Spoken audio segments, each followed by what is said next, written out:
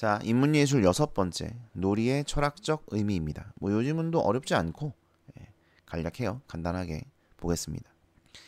인간을 놀이하는 동물이라고 합니다. 모든 언어권에서 놀이가 있다. 뭐 놀이와 관련한 단어가 있다라는 것은 놀이가 인간의 역사와 함께 해왔다. 헤라클레이토스가 놀이를 본격적 철학의 주제로 삼은 이래 플라톤, 칸트 등이 놀이에 대한 철학적 견해를 피력했다. 피력하다, 주장하다 이런 뜻이죠. 하위징하, 가다머 핑크 등의 현대 철학자들이 놀이에 대해 본격적으로 연구했다. 뭐 뒤에는 뭔 내용이 나올까요? 뭐 읽어봐야 알 것 같긴 한데 그냥 놀이에 대한 설명이겠죠. 그래서 이제 얘가 나왔죠. 하위징하. 아 그러니까 지금 이 현대 철학자 중에 하위징하 얘기를 하고 있구나 이렇게 생각하면 되겠죠. 자, 하위징하는 놀이를 학술 연구의 대상으로 삼은 최초의 학자다. 호모 루덴스라는 책을 집필하였다. 뭐 이게 이제 놀이하는 인간 이런 뜻이겠죠. 그래서 이성적으로 사유하면서 놀이를 하는 존재다. 인간이 이게 주어져. 인간은 이성적으로 사유하며 놀이를 하는 존재이다. 그래서 동물과 구분된다. 호모 루덴스 여기 있네요. 그죠? 놀이하는 인간. 그 다음에 또한 세계대전의 경험을 바탕으로 전쟁이라는 비극적 참상으로부터 인류를 구원할 수 있는 돌파구가 된다. 뭐가? 놀이가. 뭐 그렇게 대단한 것이었나 놀이가. 아무튼 그렇대요. 그렇게 생각을 했나봐 하위징하가. 그러면서 자발적 행위이다 놀이는. 그렇죠? 여러분 자발적으로 놀죠? 누가 시켜야 놉니까? 아니잖아요. 그 다음에 반복되는 업무가 아니라 비일상적 행위다. 그래서 노동에 길들여질수록 놀이가 절실해진다. 이런 말이죠. 그래서 공부하라고 하면 놀이를 하는 건가? 노동에 길들여질수록 놀이가 절실해져서 뭐 그럴 수 있죠. 아무튼 하위징하는 이렇게 주장을 했습니다. 그 다음 자 가다머죠. 가다머는 놀이의 본질적 속성에 주목했다. 본질적 속성이 뭘까? 궁금하네요. 자 우선 동그라미 1번 항상 동그라미 1번입니다. 이게 뭐 어쩌고 전통 철학 얘기죠. 이거는 그죠? 항상 얘기하지만 그 글쓴이들은 글을 쓸 때 여러분 가다머 얘기할 거야. 근데 그전엔 어땠냐면 이렇게 말을 얘기를 해요. 이렇게 얘기를 한단 말이야. 그러니까 가다머 얘기는 어디부터인가? 그러니까 이런 거 문제 나올 때 전통 철학은 이렇게 봤는데 가다머는 이렇게 봤다. 이렇게 써 있고 그다음에 문제에서는 이 두 가지를 섞어서 내죠. 이거 당하시면 안 됩니다. 맨날 나오는 패턴이죠. 자, 어쩌고. 가다머 여기 있다. 가다머. 그죠? 그러니까 이 앞에는 전통 철학에서 보는 놀이에 대한 관점이겠죠. 뭔지 한번 봅시다. 여가 활동으로 간주하고 그 다음에 진지하지 않은 것으로 규정했다. 이걸 비판했다는 거니까 가다머는 진지한 것으로 봤다는 거죠. 그죠? 자, 그에 따르면 여기도 있네. 그에 따르면 이게 이제 여기서부터가 가다머의 주장이죠. 그에 따르면 사람들은 놀이에 진지하게 몰입한다. 그죠? 그 다음에 진지함이 결여되어 있다고 평가하는 이유는 놀이를 노동과 연관하여 보기 때문이다. 이게 무슨 말인지 알아요? 그러니까 노동은 신성한 것이고 꼭 필요한 것이잖아요. 근데 우리가 노동을 해야 될 시간에 노동을 안 하고 놀이를 하면 이 노동의 대가를 받을 수가 없잖아. 그렇기 때문에 이 놀이를 부정적으로 평가한다는 거예요. 그러니까 노동이 긍정이니까 놀이를 부정으로 평가한다. 이렇게 생각을 하는 겁니다. 놀이 자체는 굉장히 좀 진지하고 중요한 것인데 노동과 얘를 이렇게 대조해서 보니까 그래서 놀이를 이제 진지함이 결여되어 있다고 평가를 한다는 겁니다. 자, 이러한 생각을 이제 가다머는 비판을 해요. 이건 근대적 세계관이다. 비판을 하면서 놀이는 몰입과 진지성을 유도하는 본질적 속성을 갖고 있다. 자, 이게 얘가 말한 본질적 속성이에요. 그죠? 그러니까 가다머는 본질적 속성, 놀이의 본질적 속성에 주목했다라고 했고 그걸 설명을 해야 되는 여기 나오는 거죠. 몰입과 진지성을 유도한다. 이게 본질적 속성이라는 겁니다. 됐죠? 그 다음에 놀이가 놀이하는 사람의 의식에 구속된 것이라고 이해하면 안 된다. 이게 무슨 말인지 알아요? 그러니까 놀이 자체 제가 이거 전전 영상인가 어디서 했죠? 본질적이다, 내재적이다, 선험적이다, 불변이다. 이거 같은 거라 그랬죠. 같은 맥락이라고. 그러니까 본질적이라는 건 내재적이다. 그 자체만으로 가치가 있다는 거예요. 그러니까 놀이는 그 자체의 가치가 있는 것이다. 인간이 놀이를 어떻게 바라보느냐에 따라서 놀이의 가치가 달라지는 것이 아니라 놀이 그 자체의 가치가 있는 것이다. 이렇게 보는 거예요. 그게 본질적 속성입니다. 그러니까 그 말이야.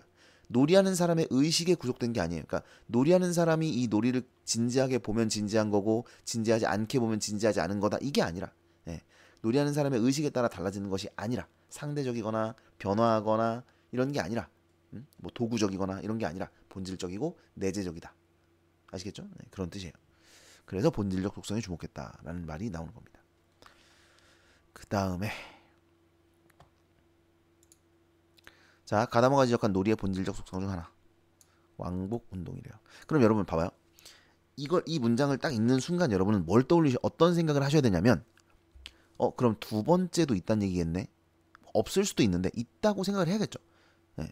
하나는 그랬으니까. 그럼 또 다른 하나는 뭐 아니면 뭐 두 번째는 이런 게 있겠죠. 근데 그게 이 문단 안에 이렇게 있을 수도 있고요. 다음 문단에 있을 수도 있어요. 아니면 없을 수도 있어. 뭐 없는 그런 글들도 있긴 합니다. 근데 대체로 있거든요. 볼까요? 그러니까 그걸 나는 찾아. 저는 이 글을 읽을 때 그걸 찾거든요. 없는 것 같다. 근데 얘는 잠깐만. 얘는 없는 것 같다. 있어야 되는데 없네. 없어요. 이게 쭉 보면 그러니까 이걸 자세히 읽는 게 아니라 두 번째는 뭐 또한 한편 이런 걸 찾는 거예요. 근데 내가 왜 없는 것 같다고 빨리 판단을 했냐? 여기 예를 들어가 있거든요. 그러니까 예를 들어가 있다는 건 지금 그 전까지 없고 여기에 예를 들어가 있다. 그럼 문단이 지금 거의 중반이 왔는데 예를 들어가 있다는 건 이걸 설명하면 끝난다는 얘기잖아. 그러니까 두 번째가 없다는 거야. 근데 그 다음 문단 여기 살짝 봤거든 내가. 이미 살짝 봤어요 저는. 그러니까 이걸 하셔야 돼요 여러분. 하나는 이거다라고 했잖아. 그러면 이미 중간 어딘가 있나? 다음 문단에 있나? 이걸 먼저 체크를 하는 거예요. 보기 전에. 이미 이 내용을 읽기 전에 그걸 체크하시는 거예요. 이게 글을 구조적으로 보는 거야. 이걸 안 하면 글이 구조적으로 안 보입니다. 그러니까 이미 나는 읽기 전에 이 왕복 운동이 뭔지를 읽기 전에 하나는 이거구나. 또 다른 거를 제시를 했나? 안 했네? 그럼 이것만 나 이해하면 되네? 이 판단하고 읽는 거예요. 그리고 이미 여기 예를 들어가 있네. 그럼 여기 전까지가 이 사람이 어떤 정의한 내용이고 여기는 예시를 통해서 설명을 하겠네. 이게 그 짧은 몇 초 사이에 판단이 돼야 됩니다. 네, 이걸 연습하는 거예요. 그러니까 여러분 글 읽기를 배운다, 독해를 배운다. 항상 얘기하지만 글을 읽는 방식을 배우려고 하는 거다. 네. 이걸 생각하셔야 돼요. 하나는 뭐 첫째는 또는 뭐 우선 아까 우선 나왔또 얘기했죠. 우선은 동그라미 1번이라고. 그러니까 그 동그라미 1번이라는 게 그 뜻이야. 그러니까 우선이 나오면 저는 무조건 동그라미 1번을 하고 물론 난 쓰진 않아. 머릿속으로 해. 너넨 쓰라고 얘들아. 아무튼 하고 그 다음에 바로 2번을 찾아요. 그 내용을 보지 않습니다. 2번 어디 있지? 그게 그 문단 안에 있을 수 있고 다음 문단에 있을 수도 있기 때문에 다음 문단 처음을 봐. 근데 둘째는 또는 뭐 한편으로는 뭐 이런 게 없으면 또한 이런 게 없으면 첫 번째 문단 안에 있겠군. 그럼 첫 번째 문단에 찾아. 여기 두 번째가 있네. 세 번째도 있나? 찾고. 뭐 이런 식으로 본단 말이에요. 글을 볼 때. 근데 이게 몇 초 안 걸려요.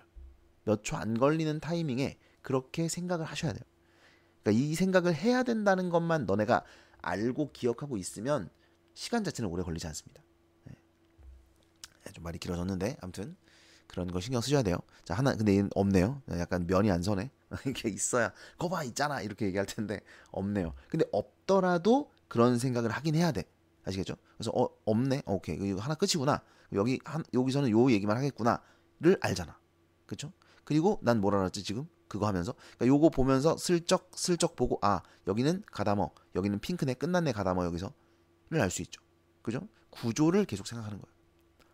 자 어쨌든 왕복 운동의 속성. 자 왕복하는 것이 놀이하는 사람을 놀이 영역으로 끌어들인다. 자 특징들이 좀 있어요. 종점 목표가 고정되어 있지 않다. 그렇죠? 그래서 언제 끝나냐? 운동의 동력이 상실될 때에 끝난다. 운동의 동력이란 뭐냐? 놀이 자체에서 나오는 힘이다. 내재죠. 그래서 놀이를 선택하고 놀이에서의 수행 과제를 설정한다고 할지라도 놀이를 끝내는 힘은 놀이 그 자체에 있다. 예를 들어 그래서 요거의 예시겠죠. 네. 넘어갑니다. 그런데 여기 중요한 게 있네. 놀이에 대한 이러한 관점을 예술에도 적용했다. 그러니까 놀이도 그런데 예술도 그래라고 말한 거죠. 네. 그래서 예술에도 이런 그 본질적 속성을 가지고 있다. 그래서 예술작품도 그렇게 존재한다. 본질적 속성으로 말미암아 존재하는 것처럼 예술작품도 그렇게 존재한다. 그 다음에 핑크. 자, 핑크인데 핑크는 놀이를 인간의 실존적 문제와 관련하여 연구했대요. 거창한데? 실존적 문제가 뭔데? 자, 놀이가 뭐도 아니고 뭐도 아닌데 필요 없죠. 인간을 형성하는 본질적 요소다. 단언은 여러분 단정하여 말하다요. 단정지어 말하다. 어디다 쓰지? 영어다. 단정지어 말하다. 단언입니다. 핑크에 의하면 인간은 본질적으로 필멸의 존재, 반드시 죽는 존재라는 거죠. 다 아시죠? 다 죽어요. 필멸의 존재이다. 노동자이고 투쟁가이고 타인을 사랑하는 자이고 놀이하는 자이다. 이것이 인간의 본질이다. 자, 이게 인간의 본질이라는 거예요. 이때 놀이는 수행되어야 할 의무 목표가 외부에서 주어지지 않는다. 그래서 노동, 투쟁, 사랑과는 다르대. 그러니까 여기 보면 노동자, 투쟁가, 타인을 사랑하는 자, 놀이하는 자잖아. 그죠? 그러니까 노동, 투쟁, 타인, 사랑, 놀이. 이렇게 네 가지를 이야기한 건데 이 중에 노동, 투쟁, 타인, 사랑은 목표가 외부에서 주어진다는 거야. 그러니까 놀이는 외부에서 주어지지 않는다는 거죠. 이해돼요? 그러니까 여러분 노동하십니까? 뭐 노동은 안 하죠. 공부는 하겠지만 노동하는 사람, 노동하지 않는 사람도 있겠죠. 노동을 안 하는 사람이 있어요. 그 다음에 투쟁도 안 하는 사람이 있어요. 사랑도 안 하는 사람이 있어. 그럴 수 있잖아. 그럼 그 사람 뭐예요? 집에서 놀이라도 하죠. 뭐라도 하고 놀잖아. 심심하니까. 이거 아무것도 안 하면 얼마나 심심하겠어요, 그죠? 그러니까 혼자 할 수 있는 게 놀이이고, 그래서 이제 혼자 노는 거죠. 그러니까 목표가 외부에서 주어지지 않아요. 네, 놀이는 그런 말입니다. 그래서 노동이나 투쟁, 사랑과 다르다. 놀이의 속성. 그다음에 이러한 속성으로 말미암아 놀이는 실패한 과업이나 성취되지 못한 목표로 인한 괴로움을 주지 않습니다. 그러니까 실패했다고 해서 괴로움을 주지 않아요. 주던데. 주던데. 롤 지면 짜증 나던데. 이상하다. 노동, 투쟁, 사랑으로 인한 시기와 질투, 죽음에 대한 근원적 불안을 잠재울 수 있는 행복의 오아시스로서의 가치가 있다. 여러분, 오아시스라는 건 사막에 있는 거잖아요. 그러니까 행복이라는 게 거의 없어, 인생에. 어? 노동, 투쟁, 사랑, 이것은 다 어떤 괴로움을 주는 존재라고 본 거야. 것들이라고 본 거죠. 그런데 이 놀이는 괴로움을 주지 않고 행복만 주기 때문에 이것은 행복의 오아시스다. 이렇게 생각을 한 거죠. 근데 제 생각에는 아마 이분이 롤을 안 해보셨나 봐요. 그래서 그런 거 아니야? 어쨌든 그렇게 보았다. 자, 한편 핑크는 놀이의 존재 방식에 주목하면서 놀이가 생성되는 계기를 설명합니다. 놀이가 생성되는 계기를 놀이의 구조 계기라고 칭하였다. 뭐야 이게? 놀이가 생성되는 계기가 뭔데? 재미를 추구하고 의미가 있고 공동체에서 이루어지기 때문이다. 이 세 가지예요. 그러니까 이 세 가지가 놀이의 구조 계기라고 지금 핑크는 이야기를 한 거죠. 그 다음에 또 있네. 규칙도 있네. 규칙이 있으며 도구가 활용된다. 5개예요. 하나, 둘, 셋, 넷, 5개. 이 5가지의 구조 계기들에 의해서 놀이가 생성된다고 말했습니다. 그 다음에 재미는 기분과 관련이 되는데 상상력이 동원된 창조적 놀이에서 재미는 배가 된다. 그러니까 단순한 거 재미없잖아요. 그러니까 단순하게 맨날 똑같은 거 해. 그러면 사실 재미없죠. 뭔가 좀 새로운 거 하고 싶고 그렇잖아요. 그죠? 그래서 상상력이 동원된 창조적 놀이에서 재미가 배가 된다라는 것이죠. 또한 놀이는 의미가 있는 것이라고 했다. 그러니까 여러분 보였어요 지금? 그러니까 이 재미는 배가 된다가 뭐랑 관련된 거야? 이거죠. 의미가 있다. 이거죠. 그죠? 공동체 얘기 뒤에 나오겠네요. 이런 식으로 생각을 해야 됩니다. 그죠? 공동체 나오죠. 그죠? 그 다음에 규칙 여기 있죠? 그 다음에 도구 활용.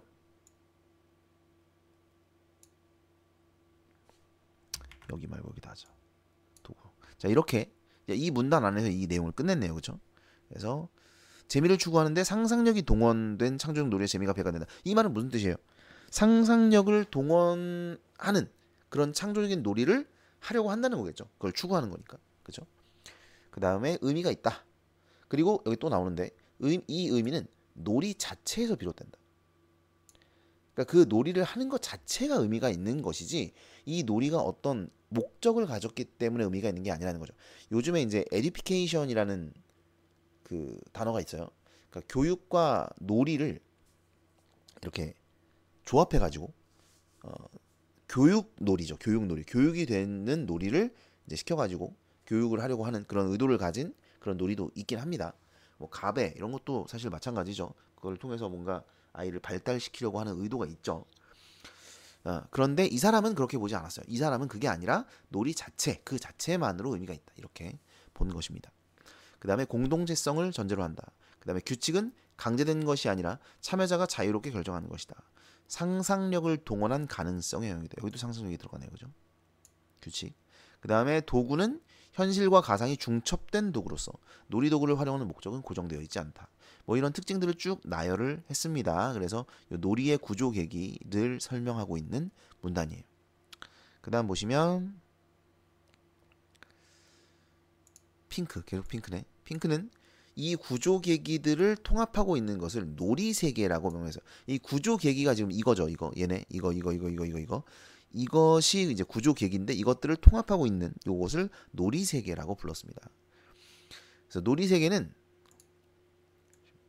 가상적 세계이고 이지만 현실적 공간에서 고유한 내적 시간과 공간을 가진다.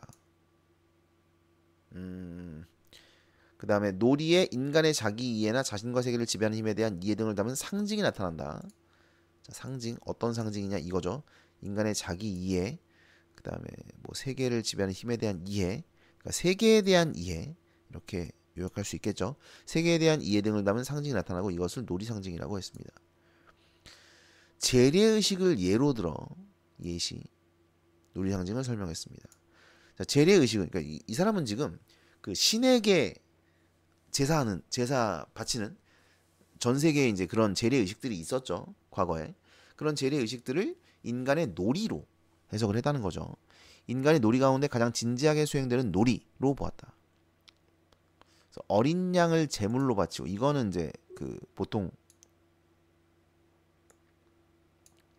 기독교에서 나와요. 그 성서에다 보면 그 하나님에게 뭐라 그러지? 제사라고 해야 되나? 아무튼 제물을 바칠 때 어린 양을 잡아가지고 그 어린 양의 피를 제단에 이렇게 뿌리고 불에 태워서 그 연기를 하늘로 날려보냅니다. 그러면 이제 그 불길이나 연기가 하늘까지 올라가면 신이 나의 어떤 기도를 이 제사를 받아들였다 이렇게 생각을 하거든요. 그런 내용이죠. 그래서 이것은 이 어린 양이 상징이라는 이게 놀이 상징이라는 놀이 상징.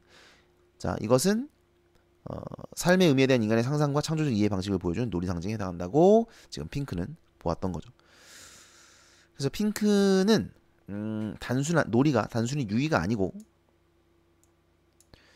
인간의 본질적 현상이다. 현실 세계에 대한 인식을 드러내는 수단이다. 아까 얘기했죠. 그 어디 갔지? 인간의 자기의 세계에 대한 이해를 담은 상징이 나타난다. 그랬죠. 그래서 현실 세계에 대한 인식을 드러낸다는 겁니다. 의미가 있으면 역설 이거 강하게 주장하다. 지금 한 3번째 나옵니다. 이거 역설 강하게 주장하다. 역설하는 것이라고 할 수 있다. 됐죠? 그러니까 결국은 이제 요게 중심 문장이죠. 요게 중심 문장이고 그걸 설명하고 있는 문단. 뭐야? 끝이네. 네, 문제는 수업 시간에 하겠습니다.